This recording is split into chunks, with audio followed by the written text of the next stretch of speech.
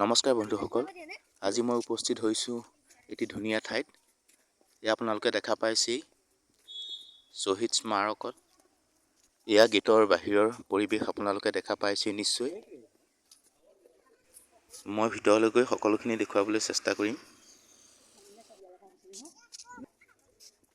গেটৰ ভিতৰলৈ সোমাওঁতে আপোনালোকে লগত অনা সকলো বস্তু বাহিৰতে থৈ আহিব লাগিব। চাওকচোন কিমান ধুনীয়া পৰিৱেশ।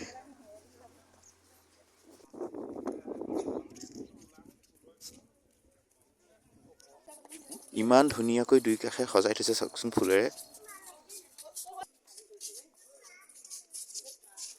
অসম আন্দোলনৰ সময়ত প্ৰাণ হেৰুওৱা শ্বহীদসকলৰ বাবে এই কমপ্লেক্সটো উচৰ্গা কৰা হৈছে।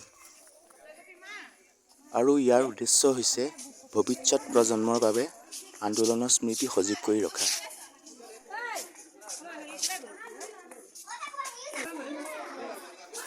সন্ধিয়া সময়ত যদি ইয়ালৈ অহা যায় তেতিয়া ইয়াতকৈ আৰু বেছি ভাল লাগিব।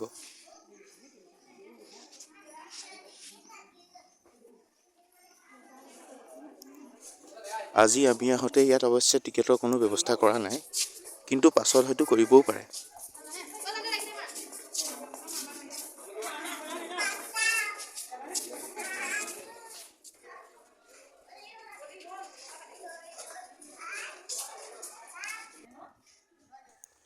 ইয়াৰ ভিতৰলৈ সোমাওঁতে চেণ্ডেল জোতা বাহিৰত খুলি থৈ যাব লাগিব।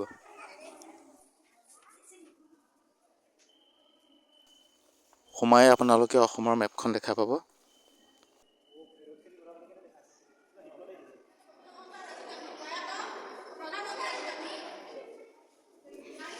ইয়াৰ ভিতৰৰ বেৰসমূহত আপোনালোকে দেখিবলৈ পাব যিসকল ব্যক্তি অসম আন্দোলনৰ সময়ত শ্বহীদ হৈছিল বা সেই সময়ত যিখিনি বাতৰি কাকত আদিত প্ৰচাৰ হৈছিল সেইসকলৰ তথ্য ইয়াত পোৱা যাব।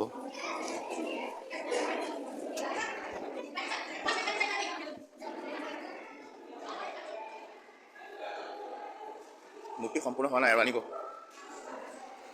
আৰু বন্ধুসকল, এয়া হৈছে অসম আন্দোলনৰ সময়ত শ্বহীদ হোৱা সকলোখিনি ব্যক্তিৰ প্ৰতিমূৰ্তি। এনেকৈ সকলোখিনি ব্যক্তিৰ প্ৰতিমূৰ্তি দেখুওৱা সম্ভৱ নহয়। আপোনালোকে নিজে আহি চাই ল'বহি আৰু ইয়াত আহি ভাল পাব আৰু নিজৰ সন্তানটিক লৈ আহিলেও যথেষ্ট কথা শিকিব পাৰিব। মই ভিডিঅ'টো কমপ্লিট কৰি লওঁ গোটেইখিনি।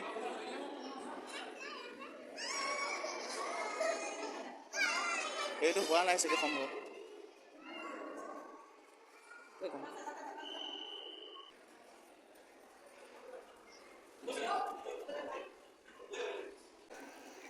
মই আপোনালোকক একেবাৰে ওপৰৰ পৰা ভিউটো দেখাবলৈ চেষ্টা কৰিম।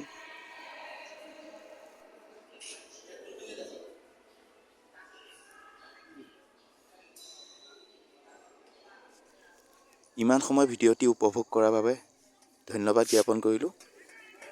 চেনেলটো ছাবস্ক্ৰাইব কৰি দিব। ধন্যবাদ।